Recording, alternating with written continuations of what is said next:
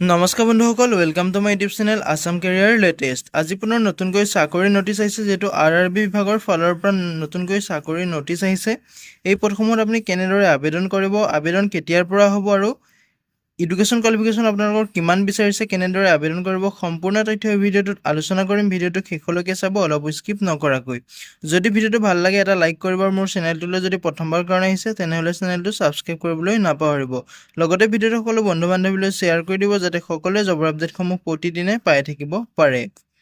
যিহেতু ইয়াতে আপোনালোকে দেখিবলৈ পাইছে আৰআৰবি এনটিপিচি ৰিক্ৰুটমেণ্ট 2025ৰ ফালৰ পৰা এখন নটিফিকেশ্যন আউট হৈ গৈছে। এই নটিফিকেশ্যনৰ আপোনালোকে exam date, admit card, post, salary সম্পূৰ্ণ তথ্য এই নটিফিকেশ্যনতে আপুনি গম পাই যাব। ভিডিঅ'টো শেষলৈকে চাব, অলপ স্কিপ নকৰাকৈ আপোনাক সম্পূৰ্ণ ইনফৰমেশ্যন দিম। যদি আপুনি আবেদন কৰিম বুলি ভাবিছে আবেদনসমূহ কৰিব পাৰিব। কেতিয়াৰ পৰা আবেদন প্ৰক্ৰিয়া ষ্টাৰ্ট হ'ব সম্পূৰ্ণ তথ্য ভিডিঅ'টোত আলোচনা কৰিম। ভিডিঅ'টো শেষলৈকে চাব, অলপ স্কিপ নকৰাকৈ। ইয়াতে যিটো ৰেলৱে এনটিপিচি ৰিক্ৰুটমেণ্ট 2025ৰ আপোনালোকৰ এক্সাম চামাৰীটো দিয়া আছে, যিটো আপোনালোকৰ ৰেলৱে ৰিক্ৰুটমেণ্ট বৰ্ড হয়, যিটো আৰআৰবি ফালৰ পৰা পোষ্ট মুকলি হৈছে। পোষ্টসমূহ যিহেতু গ্ৰেজুৱেট আৰু আণ্ডাৰ গ্ৰেজুৱেটৰ পোষ্ট মুকলি হৈছে। নন টেকনিকেলৰ পপুলাৰ পোষ্ট মুকলি হৈছে, যিটো আপোনালোকৰ নন টেকনিকেল পপুলাৰ কেটেগৰীৰ পোষ্টসমূহ মুকলি হৈছে। এনটিপিচিৰ পোষ্ট মুকলি হৈছে।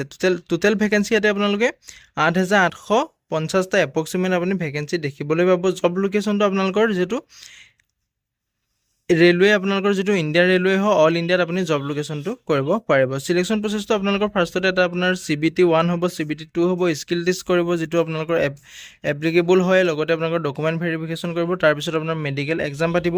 ইয়াতে আপোনালোকৰ যিটো ইভেণ্ট দিয়া আছে দেখিবলৈ পাইছে, যিটো শ্বৰ্ট নটিফিকেশ্যন আপোনাৰ ৰিলিজ হৈছিলে, যিটো গ্ৰেজুৱেট লেভেলৰ আপোনালোকৰ পোষ্ট মুকলি হৈছিলে 29 ছেপ্টেম্বৰ তাৰিখে শ্বৰ্ট নটিফিকেশ্যন ৰিলিজ হৈছিলে। আৰু যিটো আণ্ডাৰ গ্ৰেজুৱেট লেভেলৰ আছিলে সেইটো পোষ্টটো আপোনাৰ 29 তাৰিখে নটিফিকেশ্যন আউট হৈ গৈছিলে। ইয়াতে অনলাইন এপ্লিকেশ্যন ষ্টাৰ্টটো যিটো গ্ৰেজুৱেশ্যন লেভেল আছে সেই পোষ্টটোত আপুনি 21 অক্টোবৰ তাৰিখৰ পৰা আবেদন কৰিব পাৰিব। আৰু যিটো আণ্ডাৰ গ্ৰেজুৱেট আছে সেই পোষ্টটোত আপুনি 28 অক্টোবৰৰ পৰা আবেদন কৰিব পাৰিব। লাষ্ট ডেটটো আপোনালোকৰ যিটো গ্ৰেজুৱেট লেভেল আছে সেই পোষ্টটোত আপোনালোকে 20 নৱেম্বৰলৈকে আবেদন কৰিব পাৰিব। আৰু যিটো আণ্ডাৰ গ্ৰেজুৱেটৰ আছে সেইটোত আপুনি 27 নৱেম্বৰলৈকে আবেদন কৰিব পাৰিব।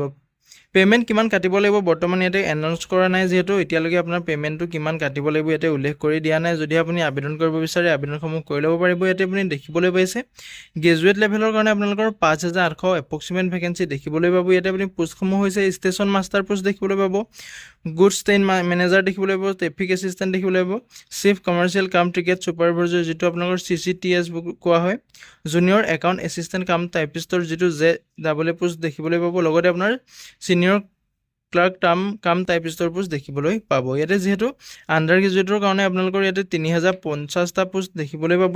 এপ্ৰক্সিমেট আপুনি 3,050টা পোষ্ট দেখিবলৈ পাব।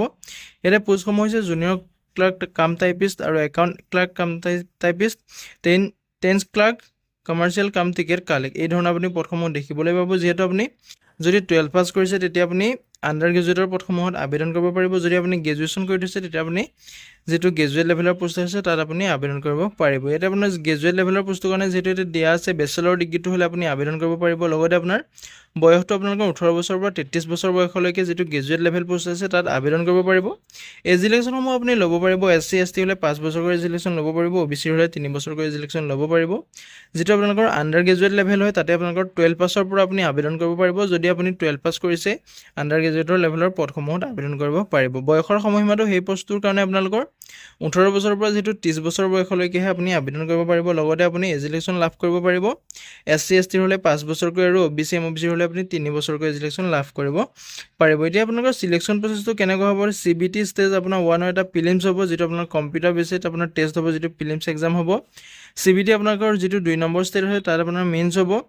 তাৰপিছত আপোনালোকৰ স্কিল টেষ্ট হ'ব, টাইপিং টেষ্ট হ'ব। আপুনি যিটোৰ কাৰণে এপ্লিকেবল হয় সেইটো আপোনালোকৰ স্কিল টেষ্টটো লোৱা হ'ব। পিছতে আপোনালোকৰ ডকুমেণ্ট ভেৰিফিকেশ্যন কৰিব। ডকুমেণ্ট ভেৰিফিকেশ্যন হোৱাৰ পিছত আপোনাৰ মেডিকেল এক্সামিনেশ্যন পাতিব। আপোনাৰ মানে হেল্থটো চোৱা চিতা কৰিব। যদি আপোনাৰ কিবা একো বেমাৰ নাই বা কিবা আপোনাৰ একো যদি মেডিকেল ইছ্যু নাই তেতিয়া আপুনি জবটো কনফাৰ্মকৈ আপুনি ল'ব পাৰিব। যিহেতু স্কিল টেষ্ট পাছ কৰাৰ পিছতহে আপোনাৰ ডকুমেণ্ট ভেৰিফিকেশ্যন কৰিব, আৰু ডকুমেণ্ট ভেৰিফিকেশ্যন পাছ কৰাৰ পিছতহে আপোনাৰ যিটো মেডিকেল এক্সামিনেশ্যন কৰিব। যিহেতু মেডিকেল এক্সামিনেশ্যনটো যদি আপোনাৰ কোনো এৰৰ নাথাকে বা আপোনাৰ কোনো স্বাস্থ্যৰ প্ৰতি আপোনাৰ কোনো প্ৰব্লেম নাথাকে তেতিয়া আপুনি পোষ্টটোত চিলেকশ্যন পায়। ছাবজেক্টৰ আপোনাৰ চিলেবাছসমূহ দিয়া আছে। জেনেৰেল এৱাৰনেছত আহিব, মেথমেটিক্স আহিব, জেনেৰেল ইণ্টেলিজেঞ্চ এণ্ড ৰিজনিঙৰ আহিব।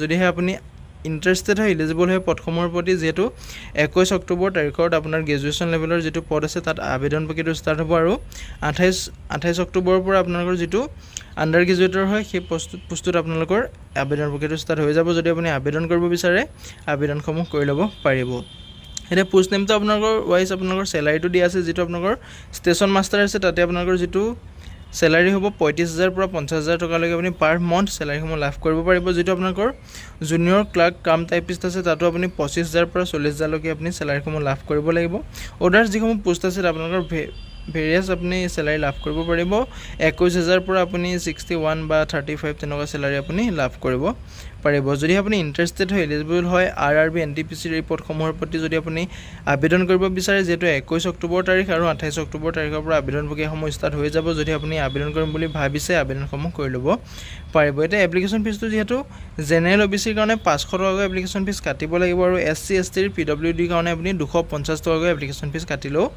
আবেদন কৰিব পাৰিব এপ্লিকেশ্যন ফিজটো আপুনি অনলাইন মাধ্যমেৰে যেহেতু আবেদন কৰিব পাৰিব 21 অক্টোবৰ আৰু 28 অক্টোবৰ তাৰিখৰ পৰা যেহেতু আবেদন প্ৰক্ৰিয়াসমূহ ষ্টাৰ্ট হৈ যাব যদি আপুনি আবেদন কৰিম বুলি ভাবিছে আবেদনসমূহ কৰি ল'ব পাৰিব আজিলৈ ভিডিঅ'টো ইমানেই আছিলে যদি ভিডিঅ'টো চাই ভাল পালে এটা লাইক কৰিব আৰু মোৰ চেনেলটোলৈ যদি প্ৰথমবাৰ কাৰণে আহিছে তেনেহ'লে চেনেলটো ছাবস্ক্ৰাইব কৰিবলৈ নাপাহৰিব জয় হিন্দ জয় অসম